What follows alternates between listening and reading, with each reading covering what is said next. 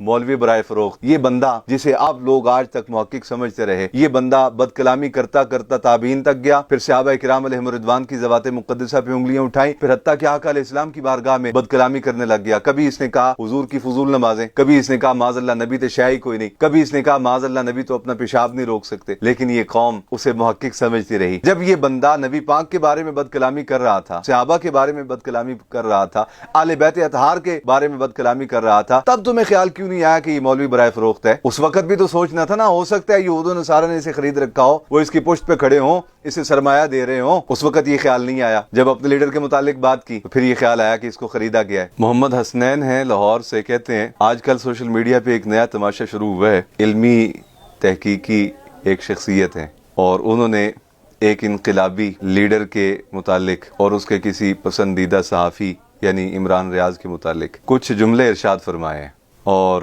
اس انقلابی لیڈر کے جو انقلابی کارکنان ہیں انہوں نے باقاعدہ طور پہ ایک نئی انقلابی تحریک شروع کر دی ہے۔ ٹویٹر پہ ٹرینڈ بنایا کہ مولوی برائے فروخت یعنی انجینئر محمد علی مرزا برائے فروخت، فوج نے اسے خرید لیا اور فلاں فلاں نے اسے خرید لیا۔ ایک نیا تماشا ہے، آپ اس بارے میں کچھ ارشاد فرما دیں۔ دیکھو بھائی، میں نے کیا ارشاد فرمانا ہے، آپ ارشاد فرما چکے ہیں سارا کچھ، جو کچھ آپ نے ارشاد فرمانا تھا۔ بات صرف اتنی ہے، بہت بڑی تعداد ہے محترم عمران خان صاحب کے چاہنے والوں کی، بلا شبہ وہ لاکھوں میں، اس میں شک نہیں، لیکن میں پوری قوم سے بشمول عمران خان صاحب کے جو ورکرز ہیں ان سے اور بقیہ پورے پاکستان میں بسنے والے مسلمانوں سے، اور خاص طور پہ وہ طبقہ جو اس نام نہاد محقق آدمی کو سنتا تھا، جب یہ بندہ اہل اللہ کے خلاف زبان درازی کر رہا تھا، جب یہ بندہ علماء ربانیین کے خلاف زبان درازی کر رہا تھا، جب یہ بندہ بڑھتے بڑھتے جسارت میں تابعین تک پہنچ گیا، پھر ان سے بڑا تو صحابہ کرام علیہم رضوان تک پہنچ گیا۔ صحابہ کرام علیہم رضوان کی ذوات مقدسہ کو اس نے متنازع بنانے کی کوشش کی، کبھی کسی کے مد مقابل کسی کو کھڑا کر دیا، کبھی کسی کے مد مقابل کسی کو کھڑا کر دیا۔ یہ سلسلہ اس کا چلتا رہا، حتیٰ کہ جیسے قرآن مجید میں ارشاد فرمایا گیا لا ترفعوا اصواتکم فوق صوت النبی ولا تجہروا لہ بالقول کجہر بعضکم لبعض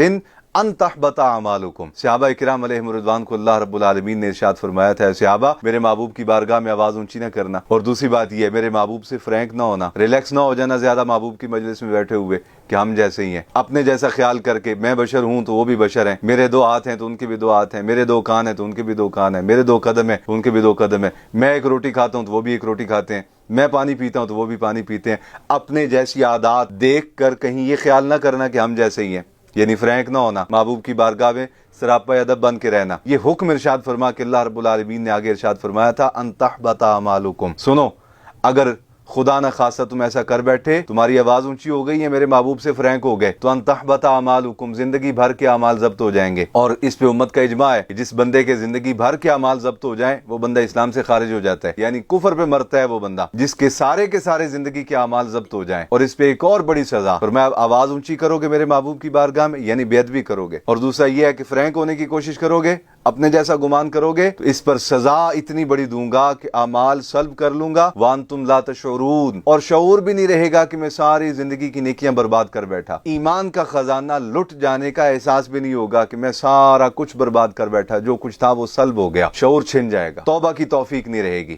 یہ بندہ جسے آپ لوگ آج تک محقق سمجھتے رہے، یہ بندہ بد کلامی کرتا کرتا تابعین تک گیا، پھر صحابہ کرام علیہم رضوان کی ذوات مقدسہ پہ انگلیاں اٹھائیں، پھر حتیٰ کہ آقا علیہ السلام کی بارگاہ میں بد کلامی کرنے لگ گیا۔ کبھی اس نے کہا حضور کی فضول نمازیں، حضور فضول نمازیں پڑھتے تھے، کبھی اس نے کہا معاذ اللہ نبی تے شیعہ ہی کوئی نہیں، کبھی اس نے کہا معاذ اللہ نبی تو اپنا پیشاب نہیں روک سکتے، کبھی اس نے کچھ کہا، کبھی اس نے کچھ کہا، کبھی بد کلامیاں کرتا رہا، حتیٰ کہ اللہ رب العالمین کے اسم مبارک اللہ پر، نام پاک پر بھی اپنی بد کلامی سے یہ بندہ چپ نہیں رہا، رکا نہیں، بڑھتا گیا، لیکن یہ قوم اسے محقق سمجھتی رہی، اس کی بدبختی کو، بد کلامی کو، بد زبانی کو، بے ادبی کو تحقیق کا نام دیتی رہی۔ جی تحقیق کر رہے ہیں، یہ صاحب بڑے محقق آدمی ہیں، یہ بڑے علمی ہیں، یہ بڑے کتابی ہیں، بد کلامیاں سنتے رہے۔ ہمارے بہت سارے لوگ ایسے میں نے دیکھا کہ جو اس کی تعریف کرتے تھے تو مرزا صاحب اس سے دلیر ہوتے گئے کہ دیکھو میں نے اولیاء کے خلاف زبان استعمال کی، قوم نے کہا یہ تحقیق کر کے بات کرتا ہے، محقق آدمی ہے۔ میں نے علماء کے خلاف بات کی، قوم نے کہا واہ واہ بلے بلے شیرہ زندہ باد۔ میں نے تابعین تک پہنچ گیا،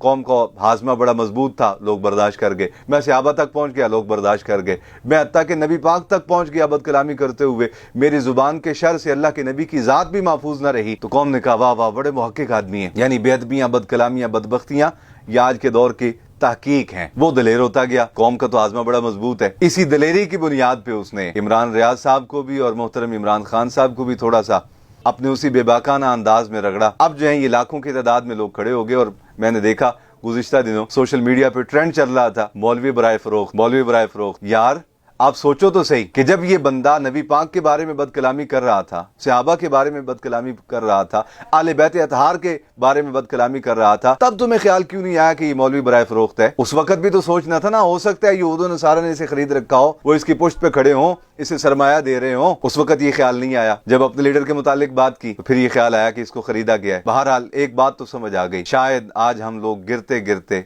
गिरते गिरते गिरते गिरते गुमराहियों की इन वादियों तक पहुंच गए हैं। अगर हमारे सामने कोई नबी खुदा के बारे में हल्के जुमले कहे तो हमें हजम हो जाते हैं, अपनी सियासी जमात के सरबराह के मुतालिक कहे तो हमें हजम नहीं होते। ये दो रंगी है, दो रंगी छोड़ दे, यक रंग हो जा, सरासर मोम हो या संग हो जा। इस्लाम अदब का नाम है, इस्लाम मोहब्बत का नाम है, इस्लाम एहतराम का नाम है। आका अलैहिस्सलाम ने इरशाद फरमाया, मल्लम यरहम सगीरना वलम युवक्किर कबीरना फलैसा मिन्ना। फरमाया जो छोटों पे शफकत नहीं करता, बड़ों का एहतराम नहीं करता, फरमाया हम में से नहीं। और सैयद आलम सल्लल्लाहु अलैहि वसल्लम ने इरशाद फरमाया, मेरे बाद अनकरीब तुम फितने देखोगे, और फरमाया उन फितनों में से एक फितना ये होगा कि बाद में आने वाले पहले गुजरे हुए असलाफ पे जुबानें तान दराज करेंगे, उनकी किरदार कुशी करेंगे, जिनको हजार हजार साल बीत चुका होगा इस दुनिया से पर्दा किए हुए। हत्ता कि फरमाया लोग मेरे सहाबा के बारे में बदकलामी करेंगे। जो कुछ निशानियां आका अलैहिस्सलाम ने फितनों की बयान फरमाई थी, वो सारी की सारी निशानियां इन साहब में यानी इंजीनियर मोहम्मद अली मिर्जा में बदरजा अतम मौजूद थीं। और फिर इसकी जुबान के शर से तो कौन बचा हुआ है? अल्लाह ताला की पनाह, अल्लाह महफूज रखे इसकी जुबान के शर से, अंबिया किराम की ज़वात मुक़द्दसा को। मैं कहता हूँ हमें गालियां दे लिया करे, ये हमें लान तान कर लिया करे, उन पाक हस्तियों की तरफ बदकलामी की निस्बत न किया करे, लेकिन करता रहा, कौम अज़म करती रही। अब जब अपने लीडर की बात आई तो मौलवी बराए फरोख्त हो गया। दो रंगी छोड़ दे, यक रंग हो जा, सरासर मोम हो या संग हो जा। अल्लाह रब्बुल आलमीन की अदालत में पेश होना है, नबी अकरम सल्लल्लाहु अलैहि वसल्लम की बारगाह अक़दस में जाना है। अल्लाह रब्बुल आलमीन हमारे बातिन को पाकीज़ा फरमाए और हमें इश्क़ रसूल की दौलत अता फरमाए, हुजूर की मोहब्बत में जीना, हुजूर की मोहब्बत में ही मरना नसीब फरमाए। अस्सलामु अलैकुम व रहमतुल्लाहि व बरकातुहू।